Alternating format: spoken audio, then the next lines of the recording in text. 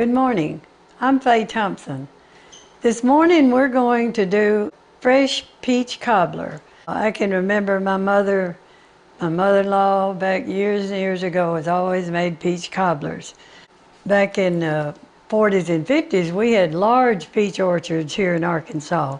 We don't have those anymore. You can make a cobbler out of canned peaches, but they're nothing like your fresh peaches. And they also, different varieties makes cobblers taste different. This variety is a Red Haven. We took 12 peaches and peeled them, and I did this ahead of time because I didn't think you'd want to go through all that. I peeled them and cut them up in small pieces, and now we're going to add the ingredients it takes to make this cobbler. Okay, we're first going to take some butter and grease this 9 by 13 casserole.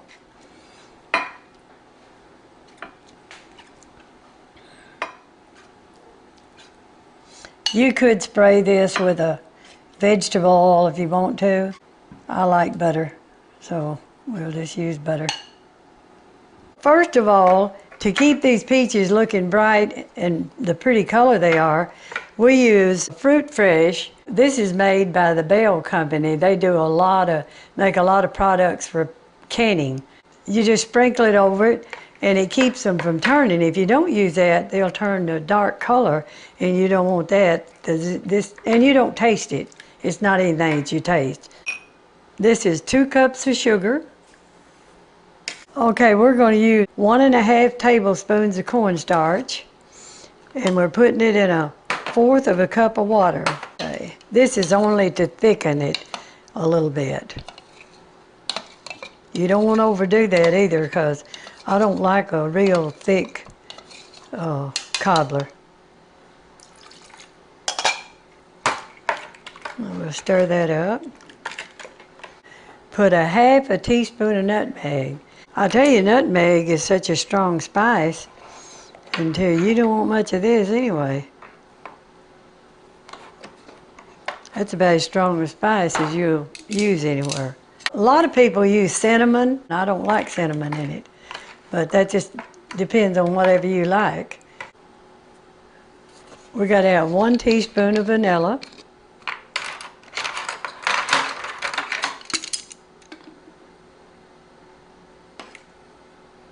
This is 1/3 cup of butter we're putting in this.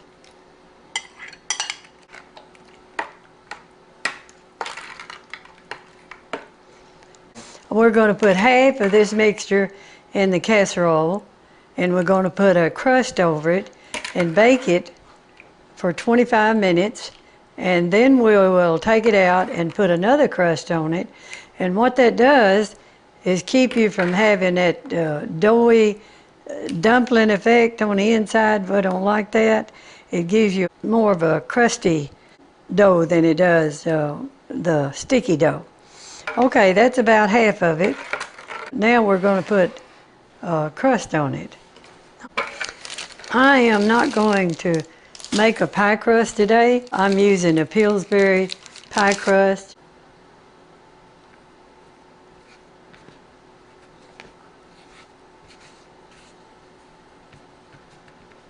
We want the sides cut off of it.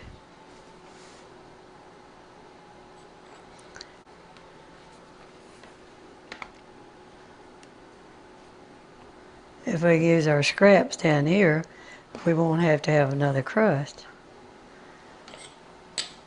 I guess it's all, no, we had one here.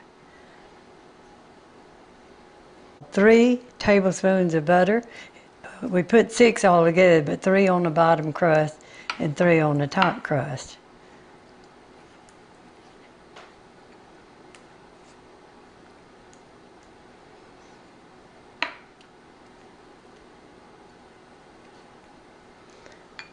Three tablespoons of sugar and mixed in each one of these. So we're just going to sprinkle that over it.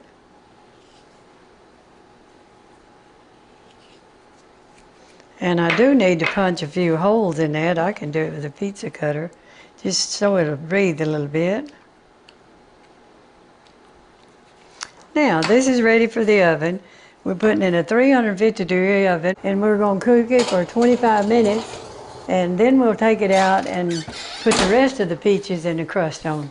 I think our cobbler is ready to come out after the first cooking. And see, it's browned real good around the side. Now what we're going to do is put another layer of peaches on top of this. What we do is just spread this all over this first layer. And see, that's crispy. It won't be gummy and doughy. We have one of my little kitchen tools here that I'm not going to basket weave this. What I'm going to do is just put it like a checkerboard. It's a lot quicker. Sometimes I get lazy.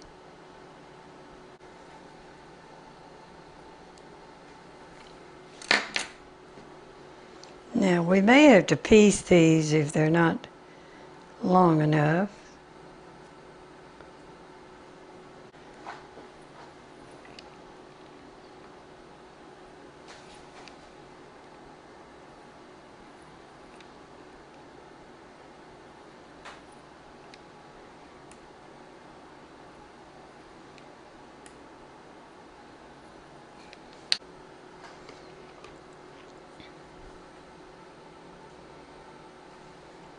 Now we're ready to put our butter on.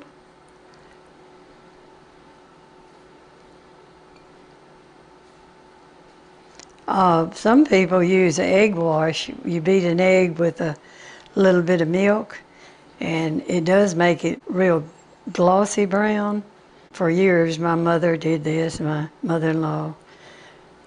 Any of the old people that I watch cook, this is the way they did it. You know, a lot of those people, they had a lot of children back then, and they didn't have time to do a lot of extra stuff. They had worked hard, and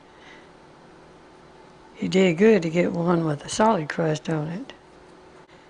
It's 2 tablespoons of sugar. Okay, we're ready to put this back in the oven. We're putting it back in a 350-degree oven, and it will bake another 25 minutes. Well, we'll just check it out and see. And we'll set our time clock for 25 minutes and see what it looks like.